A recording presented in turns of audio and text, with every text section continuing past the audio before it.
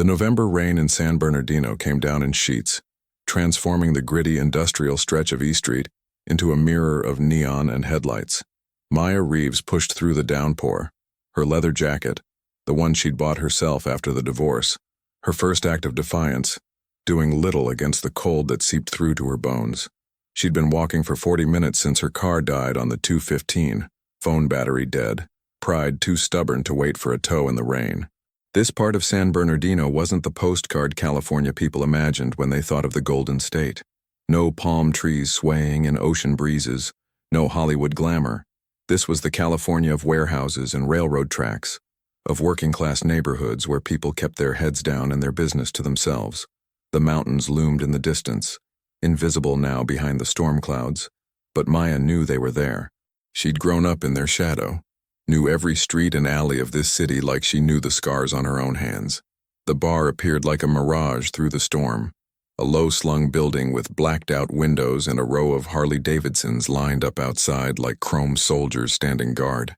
No sign above the door, no welcome mat, no indication this was anything but what it was, a fortress disguised as a drinking establishment. Just a heavy steel entrance and the muffled throb of rock music bleeding through the walls, competing with the drumming of rain on metal roofs. Maya had passed this bar 100 times over the years, always wondering what lay behind those black windows. Everyone in San Bernardino knew what this place was, though nobody spoke about it directly.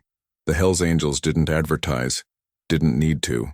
Their presence was its own announcement, its own warning. Good people walked on the other side of the street. Smart people kept driving. But Maya's hands were numb, her fingers an angry red that warned of the beginning stages of frostbite despite the California climate.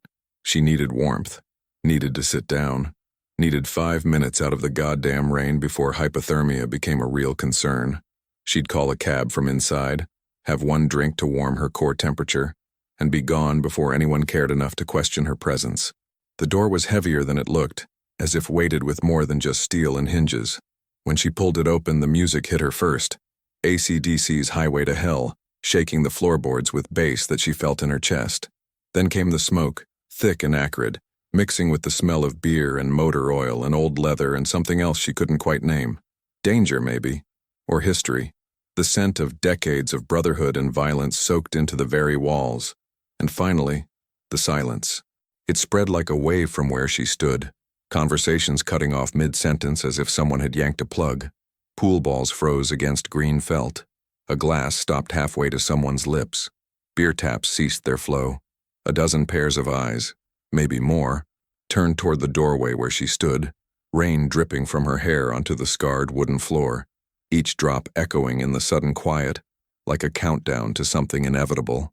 The bar was exactly what she'd expected. Dim lighting, American flags mixed with club colors on the walls, a long mahogany bar running the length of the room. What she hadn't expected was the weight of the silence. It pressed against her chest like a physical thing, heavy with unspoken rules she'd just broken by walking through that door. "Door's broken," said a voice from the bar. The bartender, a man built like a concrete block with arms covered in faded ink, supposed to be locked. "It wasn't," Maya said, her voice steadier than she felt. "I just need to warm up and call a cab. 10 minutes. No women?" This from a younger guy near the pool table, leather vest still stiff with newness. "Club rule." "I'm not joining your club," Maya replied, moving toward the bar. "I'm getting out of the rain." She felt them watching her cross the room, felt the weight of their stares like hands on her skin. But she kept her chin up, kept her stride confident, and slid onto a bar stool near the end of the bar. The vinyl was cracked and patched with duct tape, but it was dry and out of the rain. That's when she felt it. A gaze different from the others, heavier, more deliberate, carrying a weight that made the hair on the back of her neck stand up in a way that had nothing to do with the cold. She turned her head slowly and found him. He sat in the back corner, a table to himself in the deepest shadows of the room, as if the darkness recognized him as its own, and gathered around him protectively. The orange glow of his cigarette illuminated strong features, a face carved from hard living and harder choices, dark eyes that didn't blink, didn't waver, didn't show even a flicker of surprise at her presence. He was older than most of the others in the room, maybe mid-40s, with silver threading through his dark hair like veins of ore through stone. His leather vest bore patches the others didn't have, Symbols of rank and history she didn't understand but felt in her gut like a punch. The president. Had to be. His stillness was absolute, the kind that came not from passivity, but from complete control, like a predator so confident in its dominance that it didn't need to posture or preen. He simply was, and the room organized itself around that fact. Even in the dim light she could see the scars on his hands where they rested on the table, old wounds from old battles, maps of a violent history written in scar tissue. He didn't move, didn't speak, just watched her with an intensity that made her pulse quicken. It wasn't threatening exactly, but it wasn't welcoming either. It was assessing, like he was solving a puzzle she didn't know she'd presented. Jameson, Maya told the bartender, not breaking eye contact with the man in the corner. Neat. The bartender looked past her toward the back table, waiting for something. Permission, maybe. Maya saw the slightest movement, the president's fingers, a minimal gesture. The bartender poured her drink. The whiskey burned going down, spreading warmth through her chest. Maya wrapped her hands around the glass, savoring the heat bleeding through the crystal. Outside, thunder rolled across the San Bernardino Valley, rattling the windows. You know where you are? A new voice, this one closer. She turned to find a man in his 30s, lean and wiry, with a scar cutting through his left eyebrow. His vest was worn, comfortable, marked with years of road time. I'm in a bar, Maya said simply, drinking a whiskey and waiting for the rain to stop. You're in our bar, he corrected. The Hells Angels don't run a public house. Then maybe you should lock your door. Someone laughed at that. A short bark of surprise from across the room. The scarred man's eyes hardened. You got a smart mouth for someone in the wrong place. Tommy. The voice from the back carried no volume, no force. Just a single word in a tone that ended conversations. The scarred man, Tommy, straightened immediately, his jaw tightening. But he stepped back. Maya's eyes found the president again. He'd leaned forward slightly, elbows on the table, cigarette forgotten in an ashtray. The minimal light caught his face. Strong jaw, weathered skin, eyes that had seen things she could only imagine.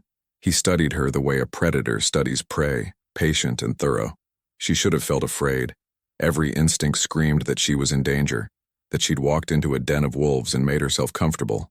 But fear wasn't what made her heart race. It was something else, something electric that crackled in the air between them across 30 feet of smoke and shadow. The president lifted his hand, made another small gesture. The music came back up. Conversations resumed, though quieter now, more careful. The pool game continued. Life in the bar moved forward, but it felt different, like everyone was playing their part in a show, while the real performance happened in the silence between her and the man in the corner. Maya finished her whiskey and set the glass down with a soft click. She should leave. Should call that cab and get out before whatever this was became something she couldn't walk away from. But when she looked at the door, then back at the president, she found his gaze still locked on hers, unwavering, unreadable, a challenge, an invitation, a warning, maybe all three. She signaled the bartender for another drink. It became a routine she couldn't quite explain to herself, though she tried many times in the quiet hours before sleep. Every Thursday night for 3 weeks, Maya found her way back to that bar like a pilgrim returning to a shrine she didn't quite believe in. She told herself it was convenient. Halfway between her apartment in Highland and her late shifts at the hospital where she worked as an ER nurse, saving lives and watching others slip away despite her best efforts. She told herself the whiskey was good, the music was better, and she'd earned the right to drink wherever she damn well pleased after 12-hour shifts spent elbow deep in other people's blood and trauma. She didn't tell herself the truth, that she came back for the silence, for the weight of eyes that no longer looked at her with confusion or hostility, but with something closer to respect, though none of them would admit it, for the way the room shifted when she walked through that door, like a held breath finally released, like the missing piece of a puzzle sliding into place. For him, for the president who never approached, never spoke to her directly, but whose presence wrapped around her like smoke every single time. For Cole Merrick, whose dark eyes tracked her movements with an attention that felt both dangerous and necessary, like standing too close to a fire but being too cold to step away. The other members had started to accept her in their way. Tommy nodded when she came in now, a grudging acknowledgement. The bartender, she'd learned his name was Hank, had her drink ready before she sat down. They'd stopped questioning her presence and started treating her like a fixture, as immovable as the bar itself. But the president remained a constant, silent force in the back corner, always watching, always aware, never closing the distance. Tonight, the December cold had settled into San Bernardino with unusual bite. The bar was more crowded than usual, bodies seeking warmth and brotherhood as Christmas approached. Maya had to navigate through leather and denim to reach her usual spot at the bar. She'd just settled onto her stool when she felt it, a shift in the room's energy. Conversations didn't stop this time, but they changed pitch, becoming more performative. The pool game got louder. Laughter came too quick, too forced. Someone new was here. Maya didn't turn around immediately. She'd learned that showing interest was showing weakness in this world. Instead, she caught Hank's eye as he poured her whiskey. His expression told her everything. Tight jaw, careful movements, eyes that flicked past her toward the president's table. New prospect, Hank said quietly, sliding her glass across the bar. Kid from Riverside. Trying too hard. Maya took a sip, felt the familiar burn. Aren't they all? This one's different. Got something to prove and not enough sense to know when to shut up. She understood then. The kid was going to make a move. It was inevitable. Had been since the first night she'd walked through that door. Someone would eventually test the boundaries of whatever this strange arrangement was, would push to see how far they could go before the president stopped them. She felt him before she heard him, a presence too close, invading her personal space with the kind of deliberate aggression that spoke of insecurity masked as confidence. The smell of cheap cologne fighting a losing battle with cheaper beer, the heat of a body wound too tight with adrenaline and misplaced pride. Well, look at this. The voice was young, trying desperately for dangerous and landing squarely on eager. The famous bar queen. Thought the brothers were messing with me when they said there was a woman who drinks here. Had to see it for myself. Maya set her glass down slowly, with the kind of careful precision she used in the ER when handling scalpels. Didn't turn around. Didn't give him the satisfaction of her full attention. Not interested in conversation. That's not very friendly. He moved closer, his hand landing on the bar beside hers with enough force to make the wood creak. Close enough to be a threat without quite touching her. Close enough that she could feel the tremor in his fingers, the nervous energy of someone trying too hard to prove something to people who didn't care. Here I am, being all polite, trying to get to know the only woman the club allows inside their sacred space, and you're being rude. That's not very California hospitable of you. Take the hint, Maya said, her voice flat, professional. The same tone she used in the ER when telling family members their loved one didn't make it, when she needed them to understand that arguing wouldn't change reality. Final. Unarguable. A door closing. Maybe I don't want to. His breath was hot against her neck now, reeking of liquid courage and bad decisions. Maybe I think you're playing hard to get. Maybe I think all this Ice Queen bullshit is just an act. The room had gone quiet again, but this silence was different. Charged. Dangerous. Maya could feel the attention focused on them, could sense the brothers watching to see what would happen. This was a test, she realized, not just for the prospect, but for her, for whatever unspoken understanding existed between her and the president. She turned then, slowly, and faced him. He was young, early 20s maybe, with a patchy beard and eyes that thought they knew everything. His vest was pristine leather, the prospect rocker on the back still bright white. He stood too close, leaning into her personal space with a grin that expected her to back down. You're new, Maya said calmly. So I'll explain this once. I don't talk, I don't engage. I sit here, have my drink, and leave. That's the arrangement. Arrangement? His grin widened, emboldened by the audience. Who made that arrangement? Because I don't remember getting the memo that we're running a service for random bitches who... His words cut off as a hand landed on his shoulder. Not rough, not violent, not grabbing or yanking. Just there with a weight that made the prospect freeze mid-sentence as if that single point of contact had transmitted every ounce of authority and potential violence Cole Merrick had accumulated over 23 years in the Hells Angels. The hand didn't squeeze, didn't threaten overtly. It simply existed, and in its existence said everything that needed saying about consequences and hierarchy, and the very thin ice the prospect had just stepped onto. Tommy stood behind him, his scarred face as expressionless as carved stone, one hand still resting with casual menace on the prospect's shoulder. His other hand hung loose at his side, ready. Always ready. Outside. I'm just talking to... Now. Tommy's voice carried no inflection, no emotion, just the flat certainty of someone who'd had this conversation 100 times and knew exactly how it would end. The only variable was how much the prospect would bleed before he understood. The prospect looked around, seeking support, finding only carefully neutral faces. The other members had turned back to their conversations, their pool game, their drinks, the universal language of, not my problem. But Maya wasn't watching the prospect anymore. Her eyes had found the president, and for the first time since that first night he was standing. He'd risen from his table and was walking toward the bar with a stride that was neither hurried nor slow, just inevitable. The room felt smaller suddenly, the air thicker.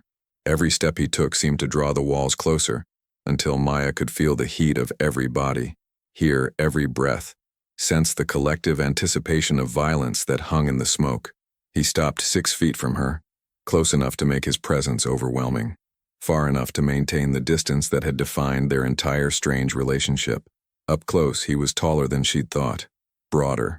The leather of his vest was worn soft with age, the patches faded but still commanding absolute authority. His dark eyes, level with hers now, held no anger, no possessiveness, just a calm certainty that made her pulse skip. "You good?" he asked.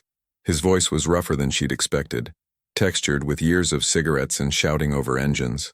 2 words, the first he'd ever spoken directly to her. "I'm fine," Maya said, and meant it. He nodded once, then shifted his gaze to the prospect. The kid had gone pale under Tommy's grip, finally understanding the magnitude of his mistake. "Rule," the president said, his voice carrying across the now silent bar. "No women, except her." He didn't gesture toward Maya, didn't need to. Everyone knew who he meant. "Anyone has a problem with that, they can take it up with me directly." The silence that followed was absolute. No one moved, no one breathed. The president's words weren't a suggestion or a guideline. They were law, carved in stone and backed by decades of blood and brotherhood. Then he turned back to Maya, and for just a second, less than a heartbeat, his eyes met hers with an intensity that stole her breath. Not a claim, not ownership, something else. Recognition, maybe. An acknowledgement of something neither of them had named. He walked back to his table, sat down, lit another cigarette, became still and watchful once more. The room exhaled. Music came back up. The prospect was escorted outside by Tommy and 2 other members. Maya picked up her whiskey with steady hands and took a long drink. Hank appeared in front of her, his expression somewhere between amused and concerned. "That," he said quietly, "was interesting." "What was his name?" Maya asked. "The president. You've been coming here for 3 weeks and never asked?" "I'm asking now." Hank studied her for a long moment, then glanced toward the back table. When he looked back, something like respect had entered his expression. "Cole. Cole fucking Merrick. And before you ask, no, nobody calls him anything but president, not even his ex-wife." Maya didn't respond, just filed the name away, feeling its weight. Cole. It fit him somehow. Hard, blunt, unyielding. She finished her drink and stood to leave, gathering her jacket from the back of her stool. As she walked toward the door, she felt his eyes on her back, steady, unwavering. When she pushed outside into the cold December night, the phantom warmth of his gaze followed her all the way to her car. The bar became her Thursday night church, and the unspoken rules became her scripture. Don't talk to the members unless they talk first. Don't ask questions. Don't look for trouble. Sit at the bar, have 2 drinks, never more, never less, and leave when the crowd gets too thick, and never, ever acknowledge what was building between her and Cole Merrick. January brought rain again to San Bernardino, but colder this time, mixed with wind that rattled the bar's windows and made the Harleys outside gleam with moisture. Maya had started arriving earlier, before the full crowd descended, when the bar was still relatively quiet and she could think. Tonight she pushed through the door at 7, shaking rain from her hair. The usual heads turned, the usual acknowledgments came, nods from Tommy, a raised hand from Hank, a few grunts from the older members who'd been around long enough to accept her presence as fact. But Cole's table was empty. Maya told herself the disappointment she felt was ridiculous, told herself she didn't come here for him, didn't structure her weeks around these Thursday nights, didn't lie awake thinking about dark eyes and roughened voices. Told herself a lot of things that felt increasingly like lies. She took her usual seat. Hank poured her usual drink. The music played. Tom Petty Tonight. Free Fallin'. Bleeding from the Jukebox. Everything was the same. Except it wasn't. Because the back corner remained dark and empty and wrong. "He's in the office," Hank said, reading her too easily. "Club business. Had to fly 2 members in from Oakland." Maya didn't ask what kind of business required flying people in. Didn't want to know. The club's affairs were their own, and her ignorance was her protection. She was the Thursday night regular, the mysterious woman who'd become a fixture through sheer stubborn presence. Nothing more. She was halfway through her first drink when the door to the back office opened. 3 men emerged, 2 she didn't recognize wearing Oakland rockers on their vests, and Cole. He looked tired, she noticed. The lines around his eyes were deeper tonight, his shoulders carrying a weight that seemed heavier than usual. The Oakland members headed for the bar, calling for beer and shots. Cole stopped at the threshold of his office, his eyes sweeping the room in that way he had, cataloging, assessing, noting every detail. When his gaze found her, it stopped. For 3 heartbeats, they looked at each other across the length of the bar. In those seconds, Maya felt the full force of whatever this was between them. This strange, silent understanding that had grown from that first rainy night into something she couldn't define. Not attraction exactly, though that was part of it. Not just acknowledgement of mutual strength, though that was there too. It was recognition. 2 people who'd both chosen to live on their own terms, who'd both paid prices for that choice, seeing themselves reflected in someone else's eyes. Cole broke the connection first, moving to join the Oakland members at the bar. But as he passed Maya's stool, he paused. Just for a second, close enough that she could smell leather and cigarette smoke, close enough to feel the heat radiating from his body. "Jameson's better when it's cold outside," he said, not looking at her, looking straight ahead. "That why you drink it?" Maya asked, her voice equally measured. "I drink it because it doesn't lie. Burns going down, burns in your gut. Honest." Then he was past her, settling in with the Oakland members, his attention fully on club business. But Maya sat with those words, turning them over in her mind like stones. Honest. She understood that. Understood the value of things that didn't pretend to be other than what they were. The evening progressed. The bar filled with the usual crowd, mechanics and construction workers, men who lived by their hands and their loyalty. Maya nursed her second drink, content to observe. She'd learned to read the room over the weeks, learned the hierarchy and the dynamics, the way younger members deferred to the older ones, the way prospects practically vibrated with eagerness to prove themselves, the way everyone, no matter their rank, straightened slightly when Cole moved through the room. She was considering leaving when she heard it, a conversation that started low and got louder, fueled by whiskey and male pride. "Shouldn't even be here," one of the Oakland members was saying, his voice slurred at the edges. "Don't care what the president says. It's against tradition." "Tradition changes," Tommy replied, his tone carefully neutral. "President makes the rules. President's thinking with the wrong head if you ask me." The bar went quiet. Not the charged silence of that night with the prospect, but something colder, more dangerous. Questioning Cole's judgment was one thing. Implying what the Oakland member had just implied was something else entirely. Maya felt Cole's presence before she saw him move. He'd been across the room in conversation with Hank, but now he was there, standing between the Oakland member and Tommy, his expression unreadable. "Say that again," Cole said quietly. The Oakland member was drunk enough to be stupid. "I heard what you said." Cole's voice hadn't risen, hadn't changed inflection. Somehow that made it more terrifying. "Now I'm giving you a chance to think about whether you meant it." Understanding finally penetrated the alcohol haze. The Oakland member looked around, finding no support. His companion had quietly moved several feet away, signaling his non-involvement. No disrespect, President." There was disrespect. To me and to her. Now Cole's voice carried an edge, sharp as broken glass. "She's earned her place here. More than you have tonight." Maya's chest tightened. She wanted to tell him she didn't need defending, that she'd handled worse than drunk bikers in the ER every shift she worked. But she understood this wasn't really about her. This was about Cole's authority, about the rules he'd established, about the line that couldn't be crossed. "She's not club." The Oakland member tried one more time, desperately. "She's not family." "No," Cole agreed. "She's not. She's something else." And until you figure out what that means, you can take your drunk ass outside and think about whether Oakland needs a reminder about respect. The Oakland member left. His companion followed. The tension drained from the room like water from a cracked glass. Conversations resumed, music played, but Maya felt the weight of what had just happened settling around her shoulders. She finished her drink and stood, gathering her things. She needed air, needed to think, needed to understand why her hands were shaking and her heart was racing and her carefully constructed walls felt like they were crumbling. Outside, the rain had stopped, leaving the streets slick and reflective. Maya leaned against the cold brick wall, breathing in the clean air, trying to steady herself. The door opened behind her. She didn't need to turn to know who it was. "You okay?" Cole asked. The same question he'd asked that first time, weeks ago. "People keep asking me that," Maya said. "I'm always okay." "Yeah."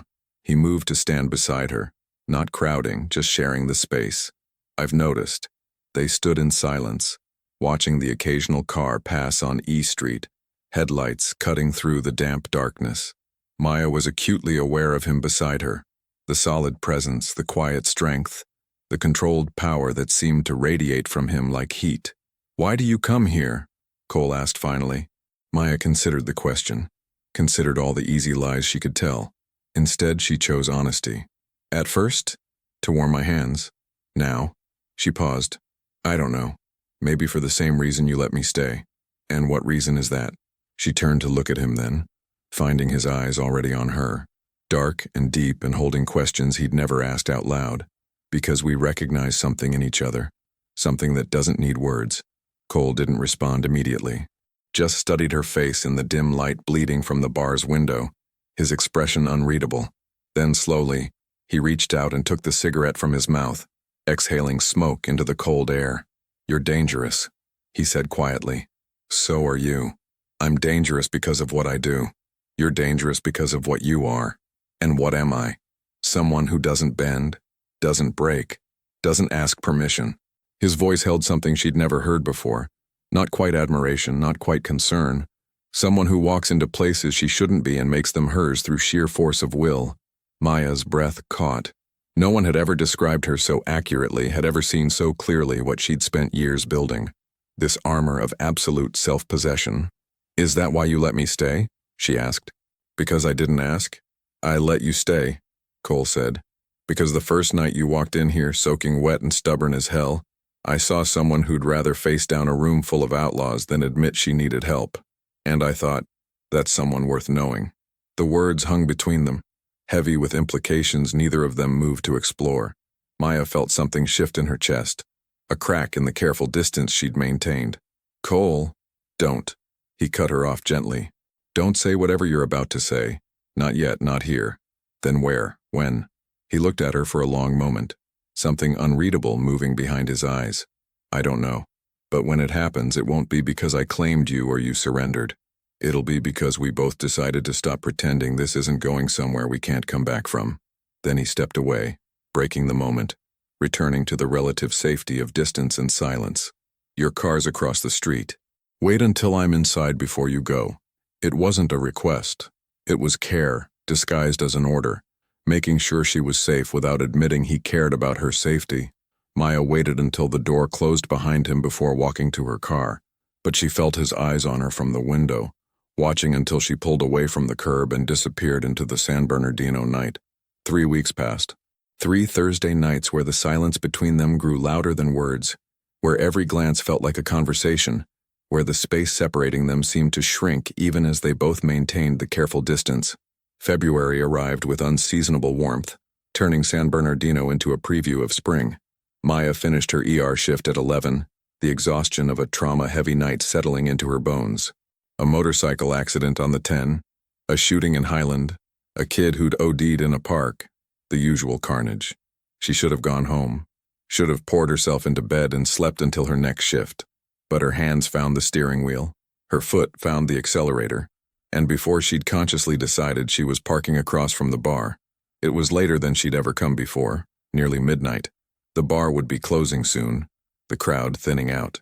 Through the window, she could see only a handful of members left, the hardcore regulars who'd drink until Hank physically removed them.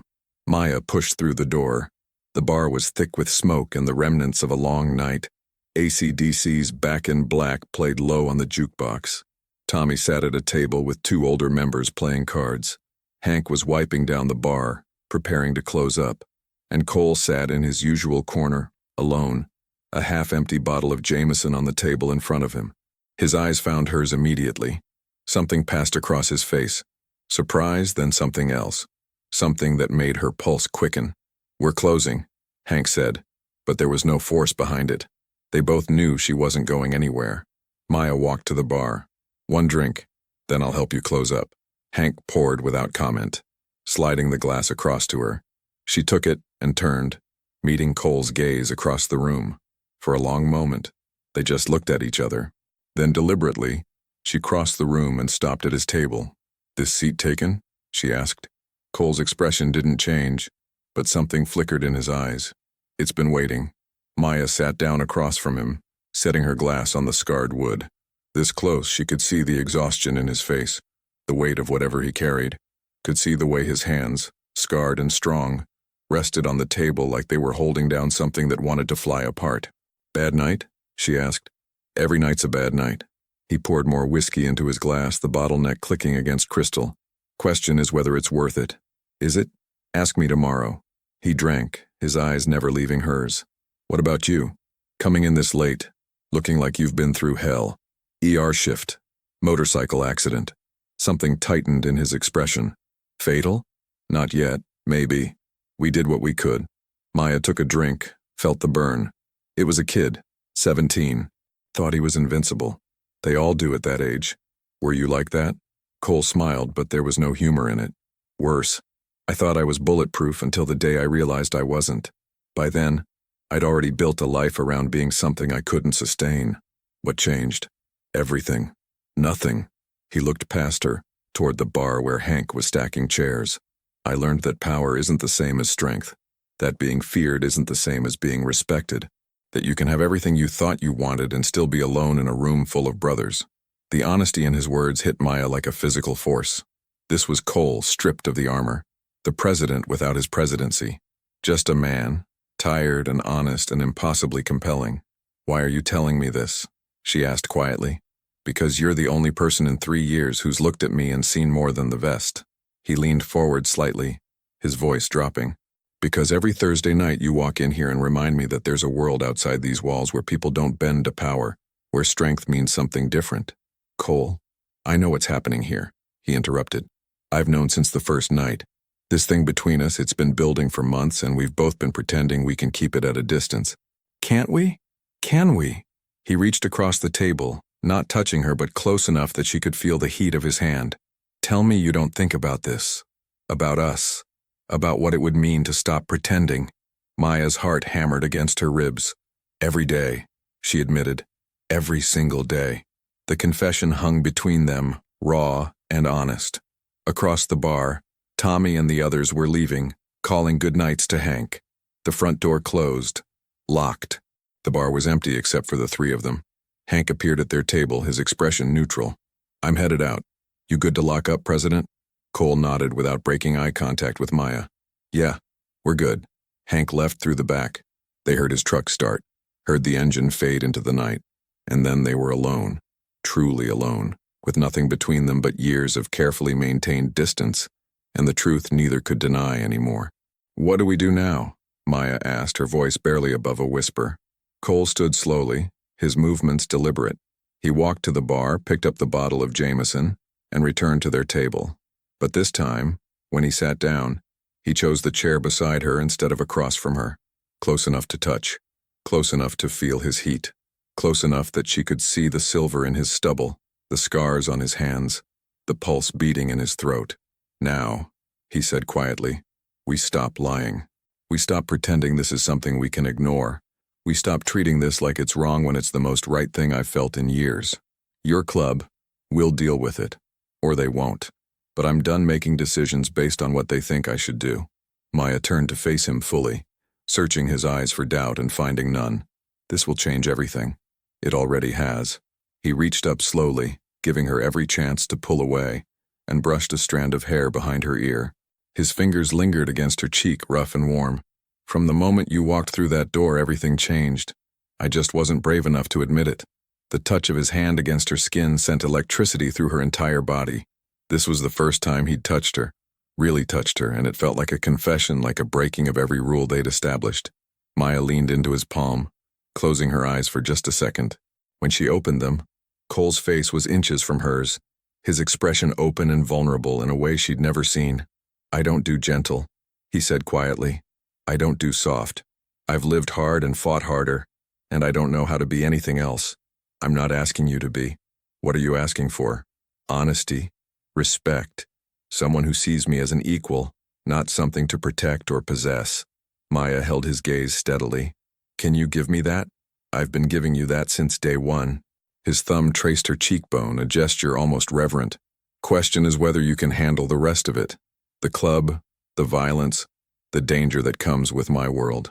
I walk into danger every day at the hospital. I hold people's lives in my hands while they bleed out on my table. I think I can handle your world." Cole smiled then, a real smile that transformed his entire face. "You're something else, Maya Reeves." "So are you, Cole Merrick." The distance between them closed slowly, inevitably. When their lips met, it wasn't the gentle kiss of a romance novel. It was raw and honest, tasting of whiskey and smoke and months of denied need. Cole's hand slid into her hair, holding her close but not constraining her. Maya's fingers gripped his vest, pulling him closer, claiming him as much as he claimed her. When they finally broke apart, both breathing hard, Cole rested his forehead against hers. "This is going to be complicated. Everything worth having is. My brothers, we'll adjust. You're the president. They follow your lead. It's not that simple. Nothing ever is." Maya pulled back enough to look him in the eyes. "But I didn't walk into this bar looking for simple. I walked in looking for warmth. What I found was you, and I'm not walking away from that because it's difficult." Cole studied her for a long moment, his expression shifting through emotions she couldn't quite read. Then he stood, pulling her up with him. "Come on." "Where?" "My office. We need to talk. Really talk about what this means. About what you're stepping into." He kept hold of her hand, his grip firm, but not controlling. "And I need you to understand what you're agreeing to before we go any further." The office was small. A desk covered in papers, a worn leather couch, walls covered with photographs of brothers past and present. Cole locked the door behind them and turned to face her, his expression serious. "The club is my life," he said without preamble.